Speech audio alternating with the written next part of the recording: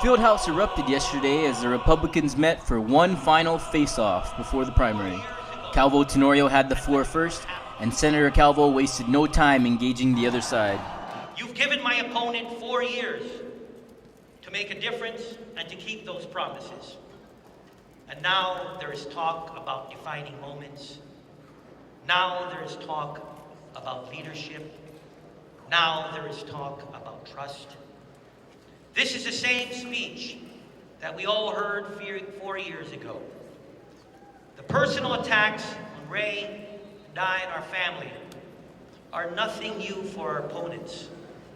That is what has been keeping our island apart for years. The candidates spoke on general issues: crime, education, healthcare, and the military buildup. They took their time speaking on each issue, but it was clear that their focus was the opposition. Land to our people is like air for our lungs. My opponent in the 29th legislature introduced or authored a bill 26 to exchange land right next to the Orda dump of a close friend of his for Two Lovers Point land. In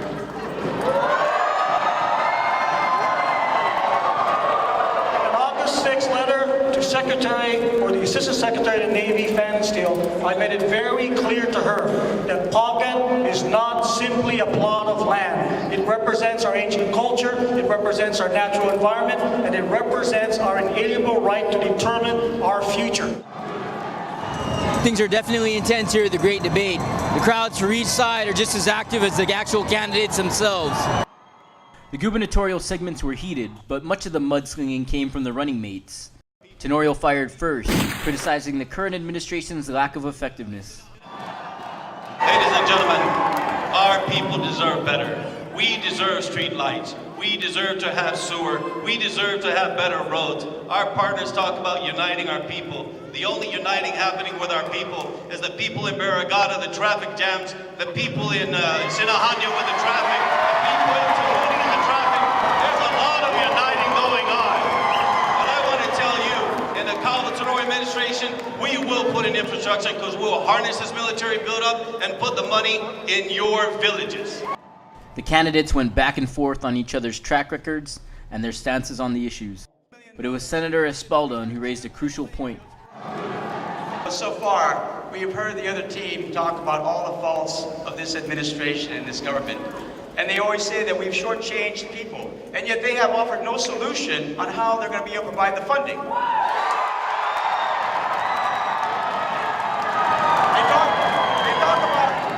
talk about all the shortfalls, but then there are some realities in terms of finances. They have not come up with any plans on how they're going to infuse additional cash into this government so that they can actually go ahead and purchase all these things. As engaging as the event was, there was question about the questions. Many of the debate questions seemed too generic. We caught up with our expert political analyst, attorney, and former Senator Randy Cunliffe to weigh in on how effective the debate was. I was really concerned about the format. I understand that they were given the generic ideas of what the questions would be ahead of time. I heard Ron McNich talk about they were specifically designed to be that way, but they were lame. And what's your opinion of land? Well, it's dirt, grass grows on it. What kind of question is that? I was really disappointed, 2 days before the election when they could really have gotten into some issues and gotten some points out that they just didn't make an effort to do a better job. The debate is one of the last impressions these candidates can make before voters decide their fate. Keeping it local for Guam News Watch, I'm Chris Pinko.